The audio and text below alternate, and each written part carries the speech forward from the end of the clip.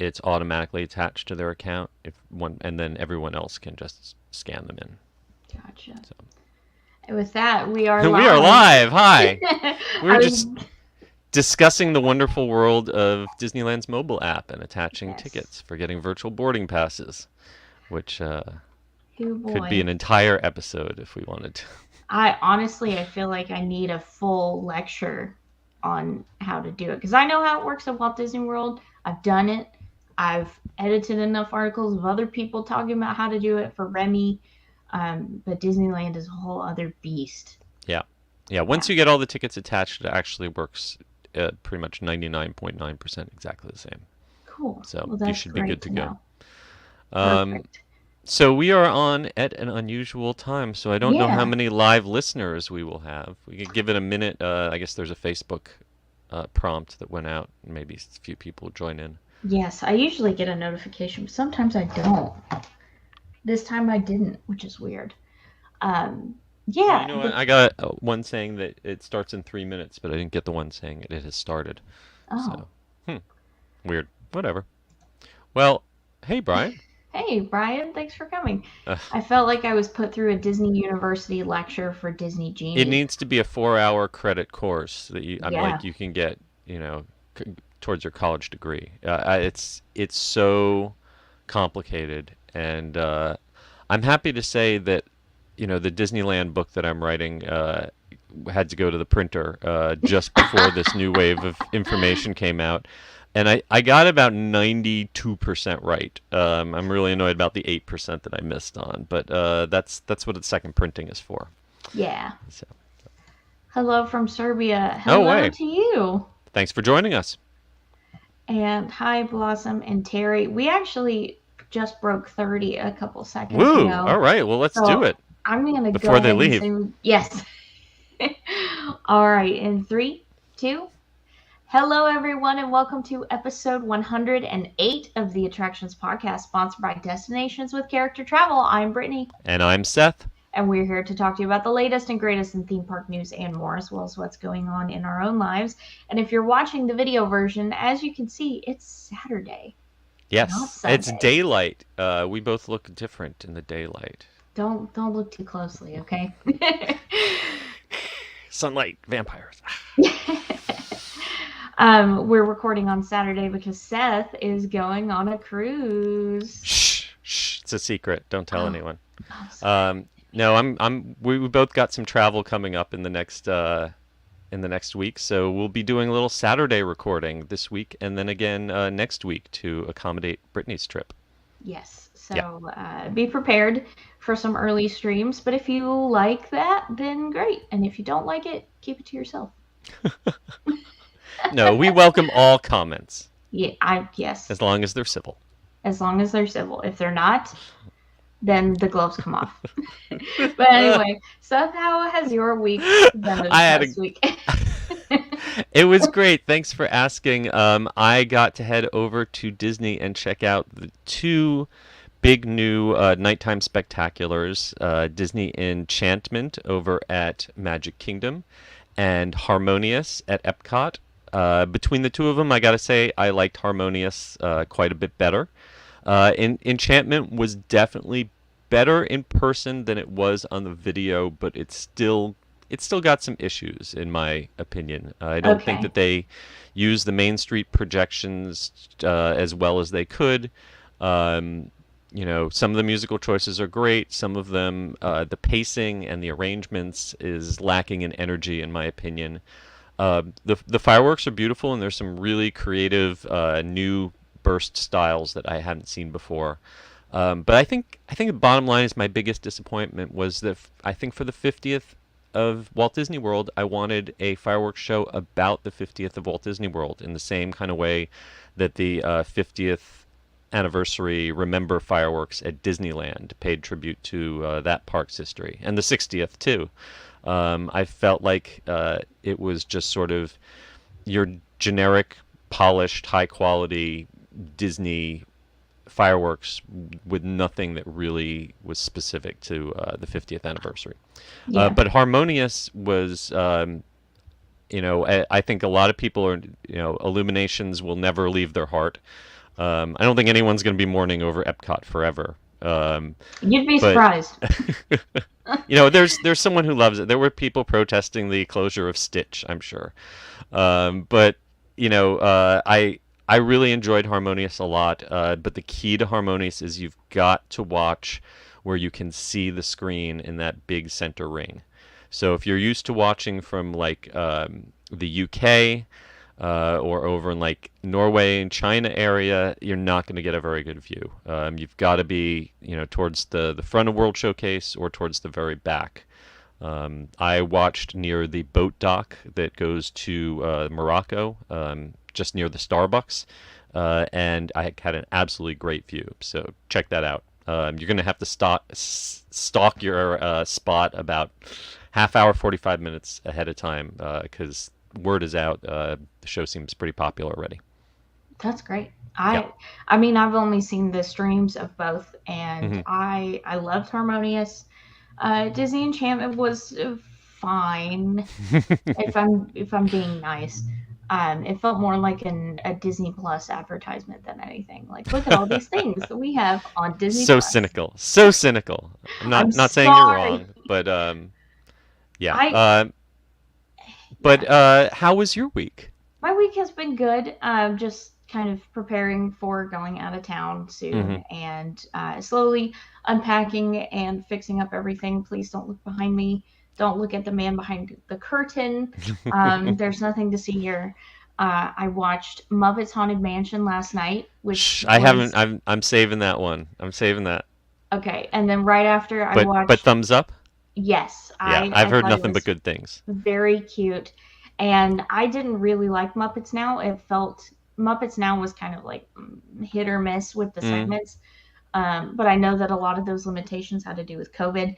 But Muppets Haunted Mansion feels like real Muppets, not like awesome. fake corporate commodity, wheel them out every fortnight Muppets. I'm hoping next week I can get over to Disney's Hollywood Studios and see there is a Muppets Haunted Mansion pre-show, I believe, running with Oh, yeah. the Muppet Vision 4D show. So Oh, my hope I get gosh. to see that. Yes, you'll have to tell me about that next week. But other than that, just, same old, same old. Yep. I'm going to a Disneyland esque, how the owner described it, tiki bar later this evening. Ooh. Very excited. It's one of, I think it's the only one in Austin. So Oh. I'm super excited. Well, take pictures for us. I will. But without any further ado, let's get into the news. There's a lot to talk about. Oh yeah.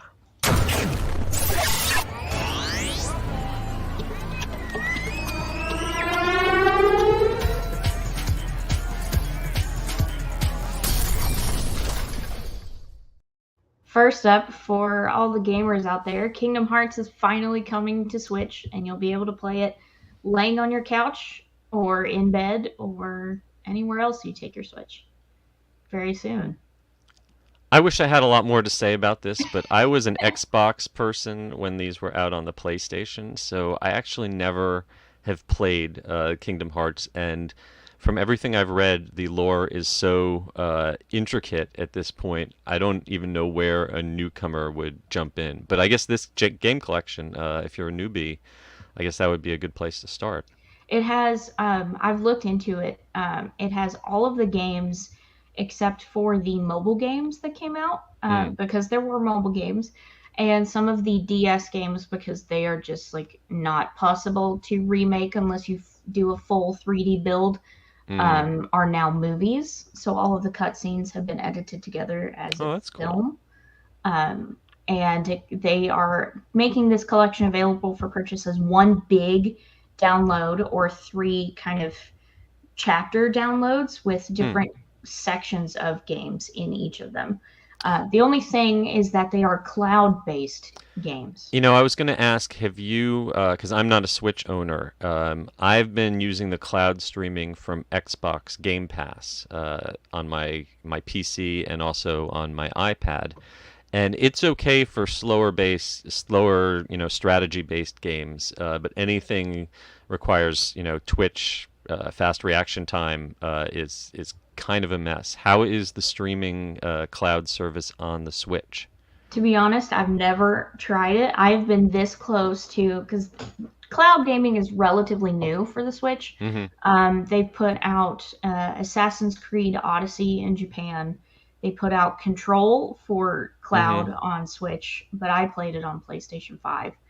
And then I think Hitman 3 was also a cloud based game. Hmm. And most people say that if you're going to play it on cloud, you better have like excellent internet connection. That's the thing. I've got 100 megabit, and it's still I get warnings that it's not good enough. I can't imagine with your internet at your new place that you'd be able No. to do much cloud gaming. But and then the other thing is that if you're going to play it on the TV, then you might as well just play it on Xbox or PlayStation or Oh, even sure. PC because they're out on PC now. So Yeah.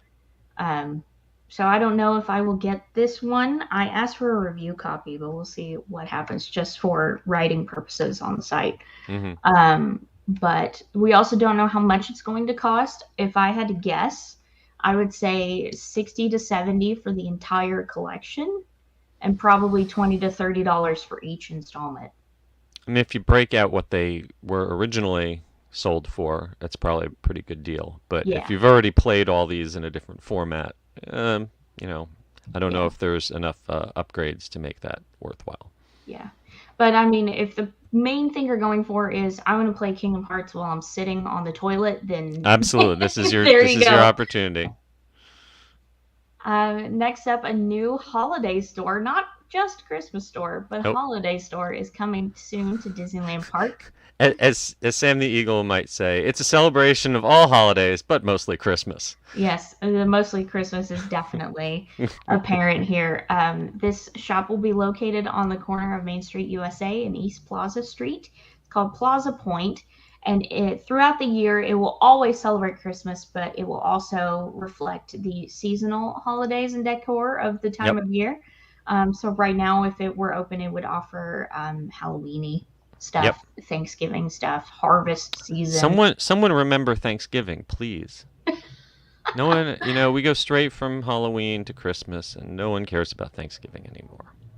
We should get a Thanksgiving parade. Bring back the big turkey. I think Macy's has got that covered. That's That's that's a true. different theme park company.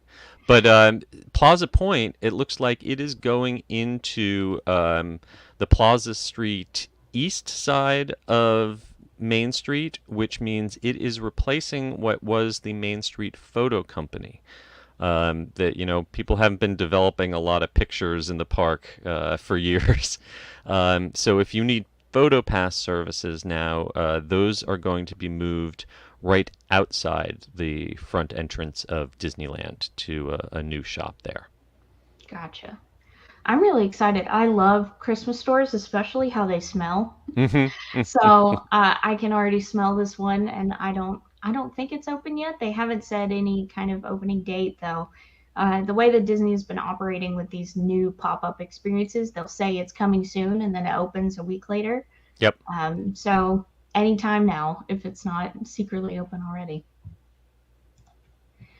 Six Flags Magic Mountain, as a result of the new mandate in LA County, in case you were not aware, on designated days, guests will have to present their COVID-19 vaccination card or proof of negative PCR tests in order to visit parks like Six Flags and Disneyland. But to make that a bit easier, Six Flags Magic Mountain has teamed up with Clear, which you might know from air travel, Hmm. to help confirm your identity in order to confirm your vaccination status. I am always jealous of the people who have clear at Orlando Airport getting to bypass the security line. Of course, for that, you have to pay for that. But this looks like it's going to be a free app that anyone who's visiting the parks will be able to download, sign up for, and you can register if you're in California and have proof of vaccination. Should be able to register and have a digital vaccine pass that you can carry around instead of your paper pass. Do note that they are apparently only going to be enforcing this on days designated as quote unquote mega events, which we believe means an attendance of 10,000 or more. I know we had talked a little about Universal. whether or not they were going to enforce it on all days or only certain days. And I guess we'll get that with our next story. But it looks like Six Flags Magic Mountain is going to be reserving this for certain designated days. But it's a good idea if you're planning on visiting Magic Mountain anytime in the near future. Go ahead and do this, so you know if that day is designated, you'll be all set and ready to go. I think it's a great idea. I wish other parks would not necessarily team up with Clear, but offer some kind of card storage thing in their Hmm. apps. Because I just bought a vaccine card holder so that I wouldn't have to, bend Hmm. the card or get it wet or put it in a plastic bag or anything. But it would be infinitely easier if I could just have it on my phone. Yeah, for sure. And speaking of Universal, Hmm. Universal Studios Hollywood has begun their first week or so of this new mandate with new signage up in the parks and everything. And our reporter Carly was able to go and check it out for us on the first day. Yep. October Um, 7th is when it kicked yes. in. And, from what I heard, attendance was not particularly large that day, but they were enforcing it right from the beginning. So, while under the county order, they might have the option on days when they're under 10,000 not to check. Be prepared, no matter what the attendance is like, if you're going to Universal Hollywood, that you will need this. One thing that has changed since this was originally announced, um, if you are it previously announced that guests who are over the age of 18 must show a photo ID. You don't need the photo ID until November 1st. They're giving people a few more weeks to get that in order. But if you're going after November 1st, make sure you have both your COVID vaccination or negative test results and that photo ID. And there are signs everywhere from City Hmm. Walk up to the checkpoint right at the front gates. In this photo that Carly took for us, it appears that they just have a security TM looking at everyone's forms or folders or cards. Yeah, it seems a Just to, little low tech, yeah, but it also, according to our reporter, didn't slow down the process too bad. You're already waiting there for the bag check and the metal detector. So all it takes is one extra team member further down the line checking cards. So hopefully that shouldn't make your entry to the park that much slower. if anything, it makes me feel a little better because then I won't have to hurriedly take everything out of my bag and feel Right. like I'm holding up the line, which Sure. is a theme park anxiety. But I'm interested to see how this continues throughout the rest of whenever this Hmm. rule is in place, especially on these mega event days, how that is actually like. Yeah. Walt Disney World is bringing back some more entertainment, some of which we have already talked about, but some more stuff we haven't talked about yet, which started on October 1st with the 50th anniversary, like the Cinderella Castle Welcome Show, the Hmm. Ragtime Piano Player at Casey's Corner, and all of the entertainment returning to Epcot. Yes, I when I was in the park just the other night, I got to catch a little bit of Alberta Bound, which is sort of a Canadian folk rock group that's performing on the Mill stage, and they had a pretty good audience watching them. But the one that I'm really looking forward to seeing is the Matsuritsa, the taiko drummers over in the Japanese pavilion. Definitely miss them. They are a Yes. longtime favorite. And then this coming week at Disney's Animal Kingdom, guests visiting Asia and can see Chakranati and Kora Tinga Tinga in the streets of Harambe, and the Tam Tam Drummers will be back in early November. They've also got some entertainment coming back to the hotels. Disney Boardwalk is getting their strolling waterfront entertainers back. And Yeehaw Bob is back at the River Roost Lounge at Port Orleans Riverside, starting Far. on October 14th. And then, as Brian conveniently segued for us, Disney character interactions will return in November, but in a kind of modified form. If Yeah. you're familiar with the selfie spots at Disneyland Paris or Shanghai Disney Resort, you'll know about the kind of socially distanced selfie situations with characters. And a similar thing is coming to Magic Kingdom with the Disney princesses at Yeah. Princess Fairy Tale Hall, which we reported on a couple of months back that it was getting some upgrades potentially for the return of meet and greets. Hmm. And Mickey Mouse at Town Square Theater in his new iridescent Yep. tuxedo. Plus, Minnie, I believe, is going to be over in the red carpet meet and greet area at Disney's Hollywood Studios. And some Disney Junior characters will be back also in the animation courtyard. Just keep in mind, you'll be able to get a little one-on-one time with them, but you won't be able to hug them, and you won't be able to get autographs quite yet. Yes, we're not quite there just yet. Yeah. And then on November 7th, Disney Movie Magic will be returning to Disney's Hollywood Studios with a new segment reflecting Mulan, the live action 2020 remake. I'm curious what's going to happen with the Wonderful World of Animation show, because that would also got an update with Soul not too long ago. If that's going to, right now that's just running by itself at night. If that's going to become like a pre-show to the Disney Movie Magic, or if it's going to be put on hiatus. Right now they haven't, as the last I checked, Disney hadn't updated their online calendar for that yet.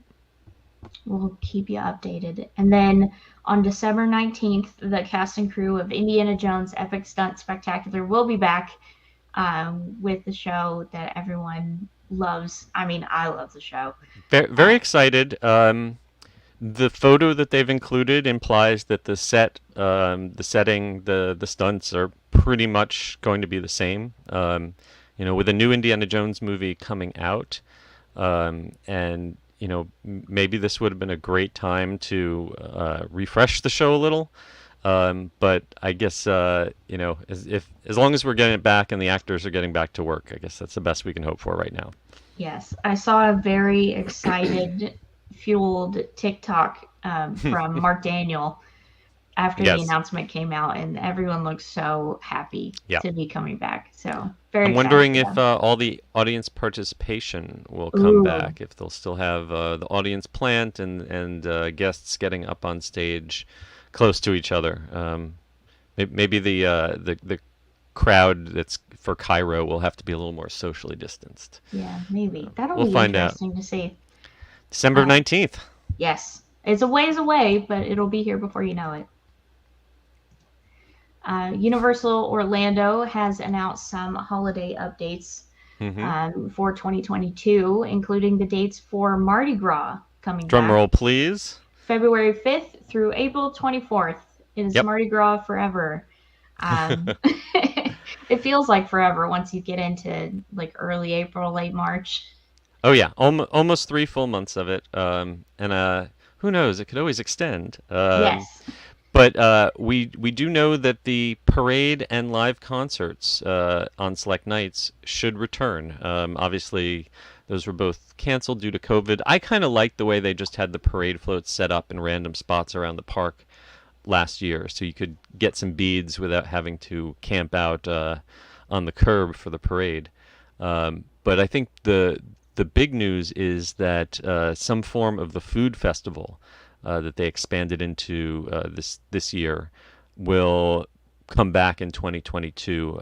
More international food throughout the park sounds like a good thing to me because they really had some great offerings this past year. Yeah, it'll be really interesting to see kind of this sort of fully rounded out Hmm. Mardi Gras celebration with the food and the parade back and everything. Plus the tribute store, which is a while away before we even see anything like it. But last year's tribute store was awesome. Hmm. So Keeps I'm getting better and better every year. every year. So very excited to see the return of Mardi Gras. Yep. And even closer than that, holidays at Universal Orlando will be back starting November 13th through January 2nd. 51 days and nights of the holiday parade featuring Macy's, which is coming back. Last year, you had to walk through a sound stage to see some of the static parade floats, but this year they'll be on the move through the New York sets and the rest of Universal Studios Florida. And even more exciting, the Grinch is back with the Grinchmas stage Spectacular, which I have heard is going to move inside the Blue Man Group Theater, the Ooh. former Blue Man Group Theater. If that's true, it should be a lot more comfortable. That holds a lot more people and does not have painful metal benches. It actually has comfortable theater seats. So that would be a big upgrade if that happens. Do you think we could see any upgrades to the show to kind of make it bigger to fill in the space? I don't know. They always adjust the set and the lighting and the blocking, but I wouldn't expect a whole a rewrite or anything. I think it's pretty much going to be the show that people really love. And then we'll also get Celestina Warbeck and the Frog Choir back in the Wizarding Yes, World. love And those songs. Hot Butterbeer, if you're a fan. Hot butter beer is actually now available year round, but it tastes best in the winter. Yes. Well, if you like it. I'm a staunch hot butterbeer hater. No How offense. do I even talk to you? How do I'm we even do this sorry. show? I want Josh used to do the holiday parade the first year that they did it, and I remember going to see him in it, and I got a hot butter beer, took a sip of it, and then threw it in the trash. So You are with hot butter beer like I am with blue milk. I'm the same way with blue milk, though. That's also guess we'll also get to close out their evening with the Magic of Christmas at Hogwarts Castle, the projection show in Hogsmeade. I love that show. So glad Yeah, to see it come back. yeah, I definitely like that better than the regular nighttime lights. Might even like it a little better than the dark arts. The dark arts one is really good. And then, of course, the Universal Holiday Parade featuring Macy's with Hmm. all of the characters will be back. So be sure to pick out your seats early because you're not just going to be able to walk into a soundstage and see everything. Yeah. They are also going to have holiday meals, special merchandise, beverages around the resort, including in the hotels. More details of that is going to be coming out later on. The only thing that I have not seen mentioned yet is the holiday breakfast with the Grinch. Mm. No mention, character meals are still suspended at Universal, even though they're slowly bringing them back at Disney. So, stay tuned to see if there's any news on that. Disney Cruise Line has shared some new experiences for their version of the Oceaneer Club aboard the Disney Wish, and Seth is probably They, I'm, wishing I'm, he I'm, were. I'm sighing. I want to be 11 years old again because I saw this announcement. One particular part of this that just made me so jealous of the kids who are going to get to do this. So we've talked about the Oceaneer Club before in past Hmm. episodes with the Fairy Tale Hall experience with the princesses and the Marvel Superhero Academy with the Marvel heroes. But now we have two new experiences added on top of that. Star Wars Cargo Bay and Mickey and Minnie's Captain Deck. I'll let you Uh, guess which one I'm really excited about. Mickey and Minnie's Captain Deck for sure. Yeah. First guess doesn't count. Star Wars Cargo Bay is a unique kind of zoological take on the Star Wars universe, in which younger guests will be taught how to manage and handle a menagerie of Star Wars creatures like warts and porgs and lothcats aboard the cargo section of the ship. One of my favorite parts of Galaxy's Edge is the creature stall in the Black Spire Outpost Bazaar, where they have little cages with some of these creatures. But, they're adorable, but they're totally non-interactive in the park. This is taking a lot of those and creating an experience where kids don't just get to see these creatures, but actually get to participate in taking care of them. And what's more, there a possibility that you might need to enlist the help of Chewbacca or Rey in your adventure, or even use the Force in order to complete your mission and get these creatures safely to their new forever homes. I think it's like the perfect blend of adorableness and also kind of adventurousness that is just perfect for Star Wars. The one thing I need to know once it gets closer to summer 2022 when the ship launches is if you get to pet That's what I want to know because they showed in the video they show a very quick clip of a loth cat that's not in a cage or anything. It's just lying there. I'm like, do I get to pet the loth cat? Because I will lie about my age. I will mortgage my house to book a trip if I get to pet a loth cat. I mean, they do have family days where adults can go in there too, Hmm.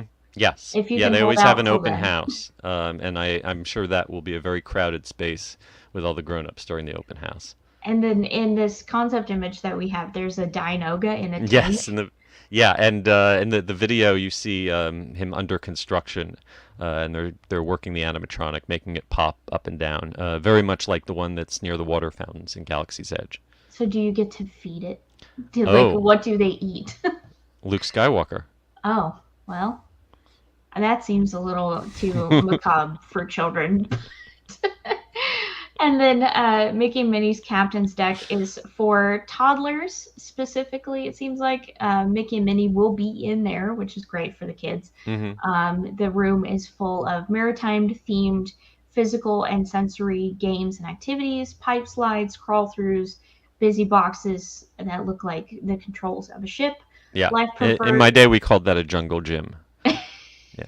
I had never heard the term busy boxes. I thought it was like those toys that have all of the panels covered in like movable Oh yeah, kinetic toys.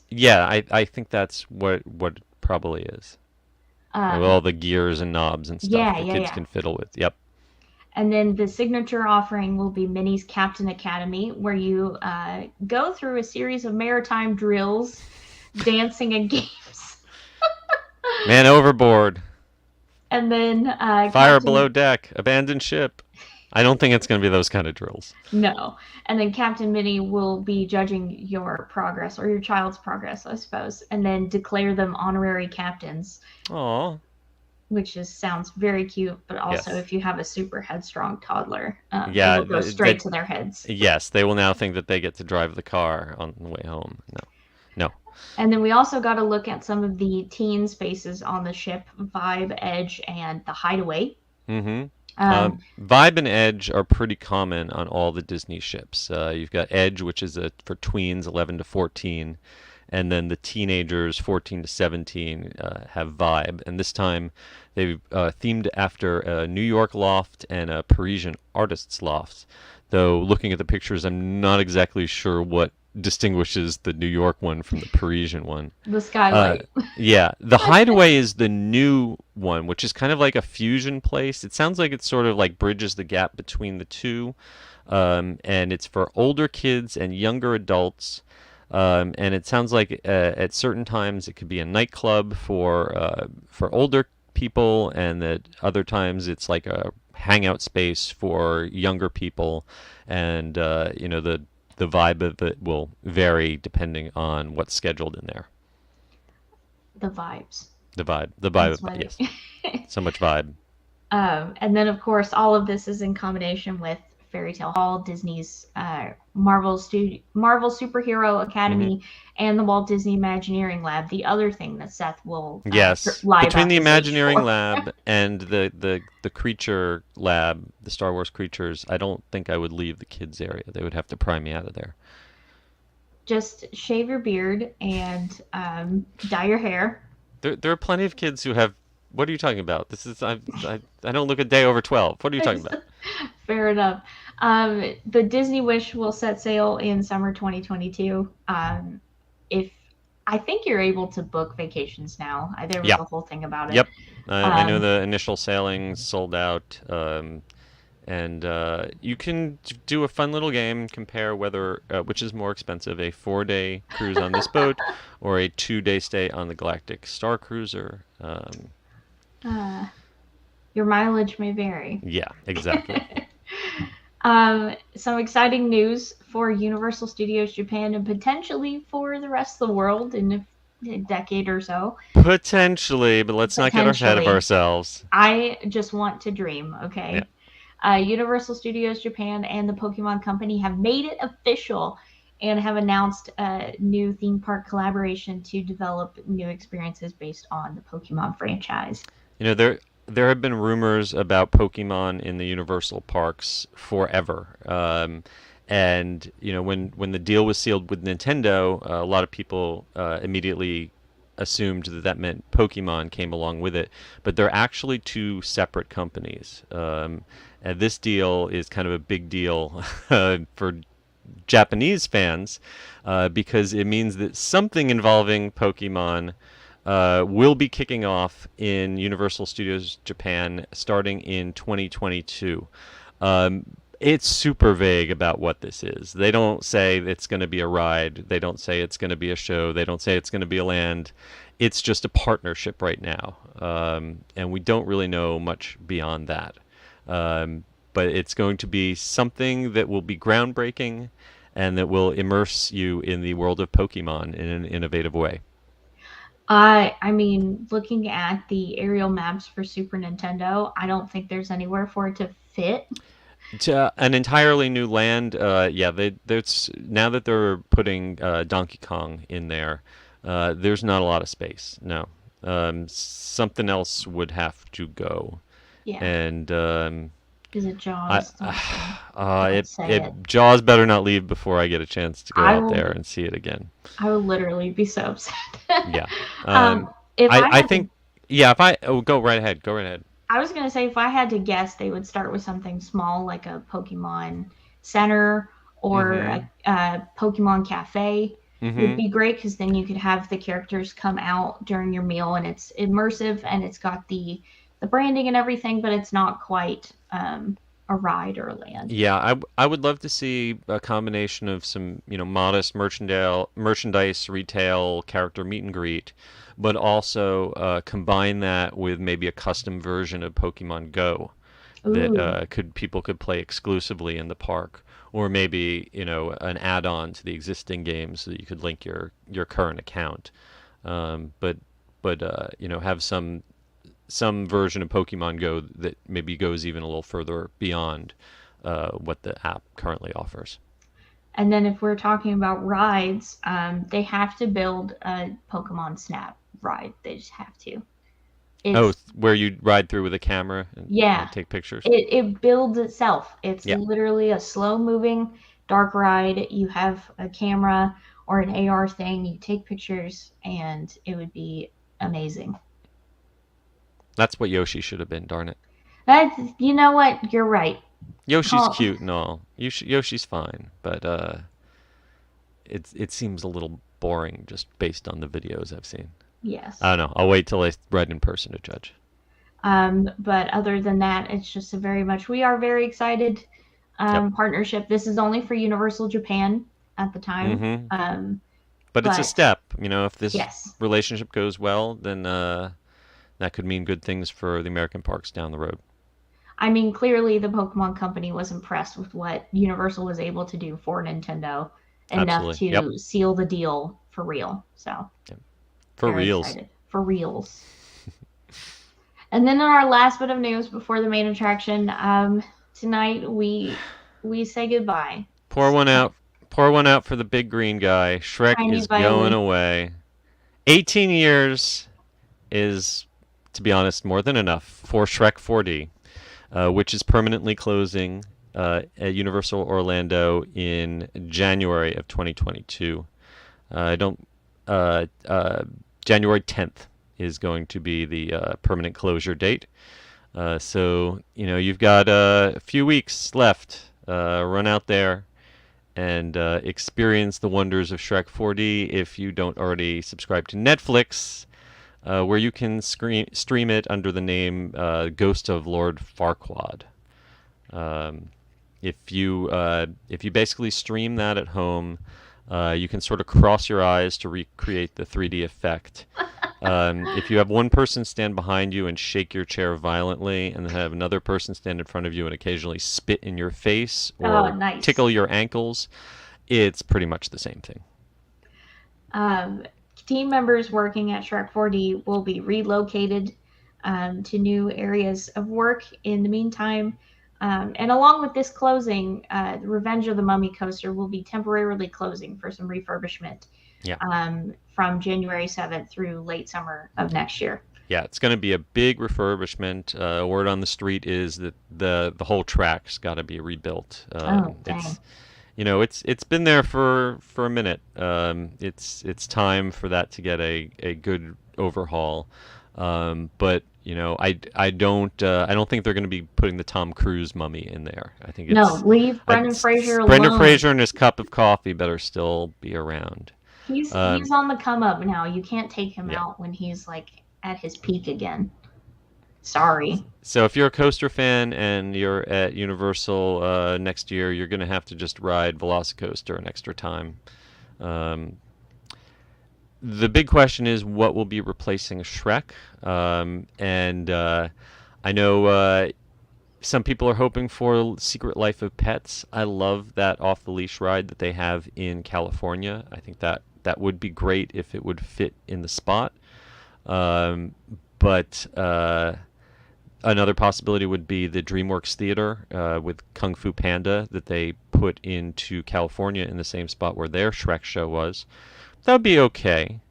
Um, but the rumor that's making the rounds right now, hat tip to Orlando Park Stop, Alicia Stella, VillainCon, Villain Con. walk through interactive, screen based, themed after the Minions movies. So take for that what you will. Personally, I think that walk-through attractions are hard to do in a theme park environment. To make them effective and also efficient is tough.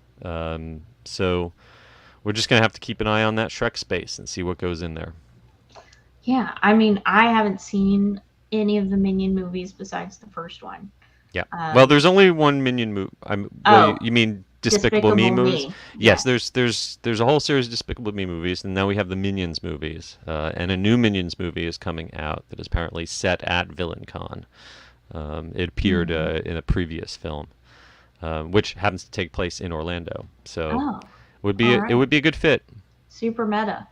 Yep. And before we get to our sponsor read and the main attraction, we have a super chat from Super Wayne Wallace, the best villain eater, for $5. Hi guys, what are you going to be for Halloween? Well, I think I am going to be a white middle-aged podcast host. Because I think can pull that costume together pretty quick.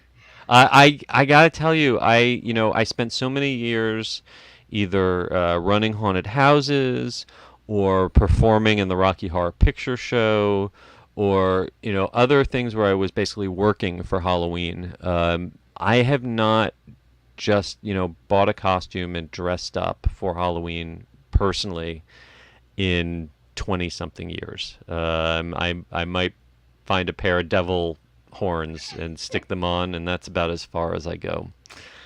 Sorry, but That's thank you for the tip and for the question. yeah. What about you? I think I might do a closet costume of Paddington. Oh, Yeah, nice. but that'll be the extent of it. It's just like clothes I already have in There the you go. blue and red color blocking. Are you Um, gonna go with a full fur bear suit, or is this no, no, more no. Paddington bounding? Paddington bounding, I Okay. think it is the way to put it. Yeah. No sandwiches under my hat though, Okay. No because marmalade. that sounds That gets gross. sticky. Yeah. Yeah. But let's go ahead and have a quick word from our sponsor. Let's do it. Here at Destinations with Character Travel, we offer the best experience with your travels. Need to visit the thrilling Disneyland Resort, Walt Disney World? Maybe lounge about on a Disney cruise or any other major cruise line? No problem. So if you're looking for a stress and hassle-free vacation, visit us at www.destinationswithcharacter.com. Contact us today and let us plan a magical vacation for you and your family. It's time for the main attraction! And this week's main attraction, of course, is Disney Genie, but not just Disney Genie, but all of the new details that have Yes. come out. Folks, hold on tight. if you are not confused by what we talk about, you are not paying attention. Because between the two of us, we have read or written dozens of articles about this, press releases, blog posts, hands-on demos, videos. I still can't answer all the questions of exactly how this is going to work and what it's going to be like. We've got more information, but it's one of those things that like the more we know we don't know. Yeah. So So let's jump into it. Yeah. Go ahead. Oh, I was going to say the most important date you need to know is October 19th, because that's the day that everything changes at Walt Disney World. We do not have a date yet at Disneyland, but October 19th is the day that the 4 parks at Walt Disney World will implement Genie Plus, and you will be able to purchase Genie Plus if you are visiting the park on that day, starting just after midnight for Walt Disney World guests. I have a friend that's actually going on a Disney trip, and the 19th is the day that he gets there. Oh boy, lucky him. We should clarify that there are multiple things that are kicking in on the 19th. The first is Disney Genie, which is totally free. It's a complimentary service, and it's new features that are going to be enabled inside the Walt Disney World My Disney Experience app. Basically, it's going to take a lot of the existing things like the wait times for the rides and dining reservations and kind of all pull it together so that you'll be able to plug in what your personal interests are, and it will suggest an itinerary for you, and then also help you with things like mobile ordering food at the right time. So that's all going to be free starting on the 19th. But also on the 19th, you're going to be able to start paying for Disney Genie Plus and Lightning Lane. You want to dig into what Disney Genie Plus involves? Yeah, so All right. Disney Genie Plus is a paid service that will allow you to choose your arrival times for attractions and experiences through the My Disney Experience app, similarly to FastPass Plus and MaxPass over at Disneyland. Mm-hmm. It is $15 a day at Walt Disney World and $20 a day at Disneyland, though it hasn't launched yet, but that price difference is important. Yep. And the service at Walt Disney World, if you buy into it, it comes with video and photo AR filters and short audio tours while you're in the park, but no free PhotoPass downloads, which the Disneyland one does come with. Yeah, So, and I think that free PhotoPass is probably worth that extra $5 a day. yeah. Mm-hmm. And then the attractions on Disney Genie Plus, there's a lot of them, but they're basically what you would expect through FastPass offerings in the past. For Magic Kingdom, it's Big Thunder, Buzz Lightyear Space Ranger Spin, Dumbo, Haunted Mansion, Small World, Jungle Cruise, Mad Tea Party, Carpets of Aladdin, Mickey's PhilharMagic, Monsters Inc. Laugh Floor, Peter Pan's Flight, Pirates of the Caribbean, Splash Mountain, Barnstormer, Winnie the Pooh, Tomorrowland Speedway, and Under the Sea Journey of the Little Mermaid. You want me to jump in so you can rest? Yeah. Okay. All right, let's do them. Epcot, the Genie Plus attractions are the Disney Pixar Short Film Festival. Do not necessarily recommend using it on that. Journey to Imagination with Figment, Living with the Land, Mission Space, Green or Orange, Soarin' Around the World, Spaceship Earth, Test Track, Seas with Nemo and Friends, Turtle Talk with Crush. Then over at Disney's Hollywood Studios, you've got the Alien Swirling Saucers, Beauty and the Beast live show, Disney Junior Play and Dance show, Frozen Sing-Along show, Indiana Jones Stunt Spectacular when it returns, Millennium Falcon Smuggler's Run, Muppet Vision 3D, Rock and Roller Coaster, Slinky Dog Dash, that one surprised me a little, Yeah. Star Tours, Twilight Zone Tower of Terror, and Toy Story Mania. And finally, over at Animal Kingdom, slightly shorter list. All you've got there is Festival of the Lion King, Dinosaur, Tough to be a Bug, Kali River Rapids, Kilimanjaro Safaris, Navi River Journey, The Animation Experience, and Feathered Friends in Flight. Big breath.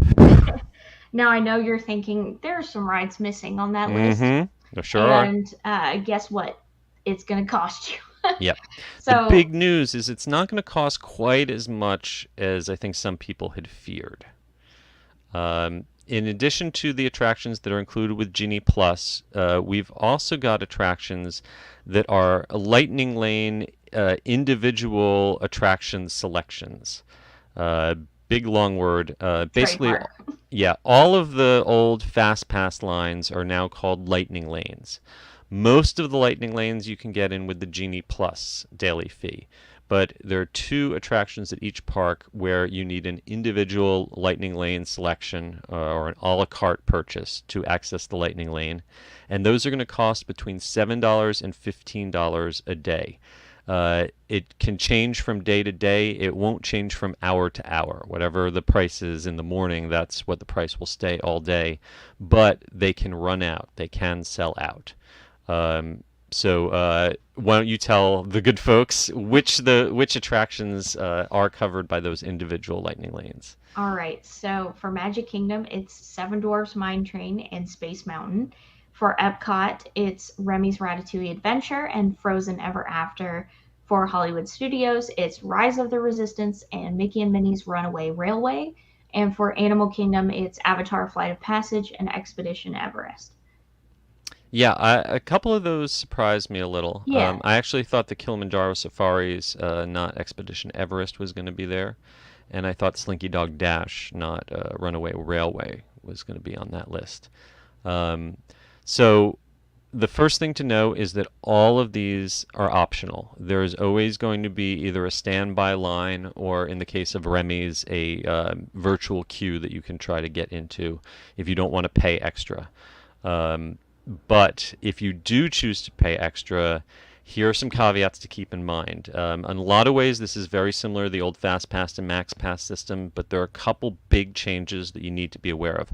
Number one, it is no longer unlimited. If you get a Fast Pass for something once in the day, early in the morning, and then there's still more Fast Pass for that, I'm sorry, Fast Passes. Whew. Genie Plus or individual attraction Lightning Lanes available later in the day, you can't have one. It is one time per day per person. That means that you could, in theory, ride Star Wars Rise of the Resistance twice in a day, once by purchasing a Lightning Lane and once by waiting in the standby line. But you can't purchase or get a Genie Plus reservation for the same attraction more than once in a day. So if you're going to a park that's only got a few Lightning Lane attractions, you might burn through all of those before the day is out. Number two, you don't get to pick your time with the Genie Plus. You are assigned the first available slot. So that means that if you are getting up at 7 a.m. to punch in, to get the first Lightning Lane reservation of the day, it's very likely that you'll be getting something that's right around park opening, where if you had rope dropped that ride, you probably would have waited about the same amount of time. And now you've burned that Lightning Lane entitlement for the day, and you can't use that again later. So that's something to keep in mind. You can't choose your time, you can't change your time, you can't cancel your time. Once you've bought a time, it's yours, and there are no refunds. Everyone in your party has to have it. You can't say, well, we have for 7 people, we've got an 8th person, can they just tag along? No.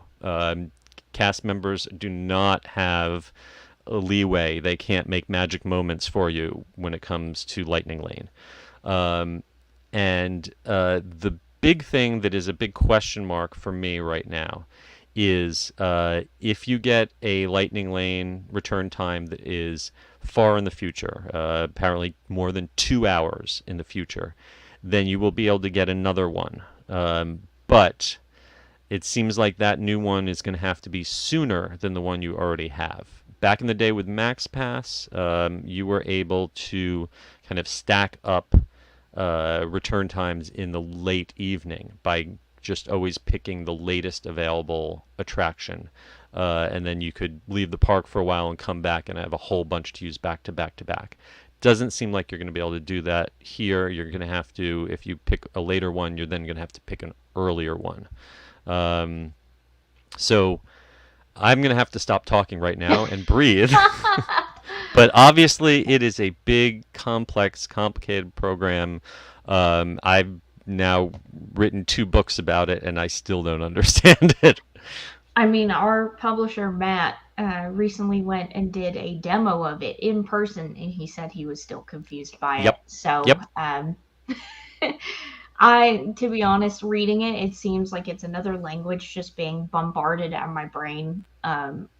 I didn't even think about rope dropping as a concept with this at all. And it's now interesting. In Disneyland, you can only start making reservations once you enter the park, which I actually kind of like. That's the way MaxPass always worked. At Disney World, those open up at 7 a.m. So if you're there on a peak day and things get snapped up, by the time the park opens, you might not be able to get necessarily what you're looking for. So I think this kind of expands that having to wake up at 7 a.m. and look at your smartphone from just the people who are doing Rise and the Resistance and now Remy's. Now it's going to be everyone is going to be waking up at 7 a.m. to look at their phone. And I know that was your favorite thing to do. I'm really interested to see how this works as far as like planning a day, because it seems like this is super like flexibility with a capital F. You just have to go with the flow with everything because you can't choose your times, and you can't necessarily stack things up like you could with FastPass where you had 3 a day. For the super planners, for the hardcore people who know exactly what they want to do every minute of their vacation, FastPass Plus was great, and they were probably going to be feel a lot of anxiety about this new system. Personally, I loved MaxPass at Disneyland. Same. I'm not crazy about some of the changes that have been made, specifically like that 2-hour rule. But I think that once we learn to adapt to it, for the people who are not the super planners, this system can actually make your day a lot easier. At least it did for me at Disneyland. There were days at Disneyland where I was able to easily knock off every e-ticket, even when it was busy, and not feel rushed. So I'm hoping that once the kinks are worked out, they will be able to fall into that groove with this new system, and we'll all consider Genie Plus our friend. Maybe. There was another thing that I was wondering, and it just left me. So I want to point out our friend Brian in the comments mentioned, I have not seen this released anywhere officially from Disney, but apparently Carly Wiesel was able to get some details out of Disneyland about Genie Plus and Lightning Lane. According to her, only 3 attractions at Disneyland will use the individual attraction Lightning Lane. That's Spider-Man at California Adventure and Rise of the Resistance. And I'm not sure about Remy. I think he might have meant Raider Springs Racers, because there is no Remy at Disneyland as far as I know. But and I also have heard this change at Spider-Man. Spider-Man may be switching over to standby on certain times instead of their virtual queue. Hopefully that means that they've been getting the capacity up, and that virtual queue is a little less necessary. So, but that will definitely be a Lightning Lane option. Yeah, some of these choices for the individual attraction selection, Lightning Lane, and the regular Disney Genie Plus are interesting, because some of these rides, I feel like would need Lightning Lane to abate those long lines that they're known for.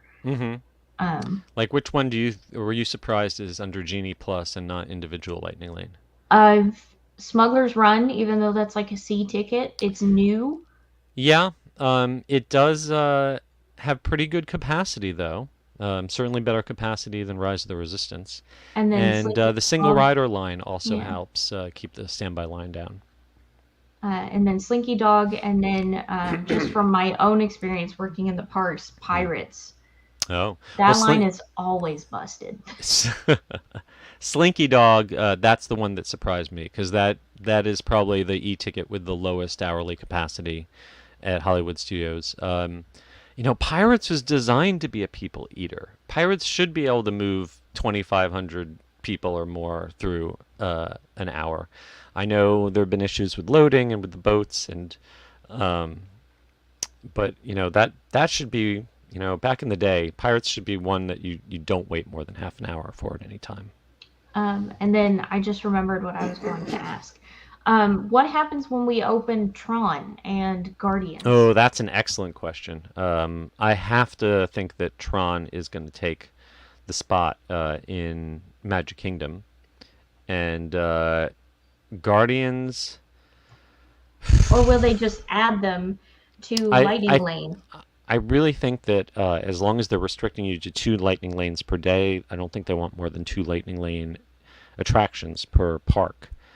Um, I predict that Tron will definitely siphon off a lot of Space Mountain's line. So Tron would swap out for Space Mountain.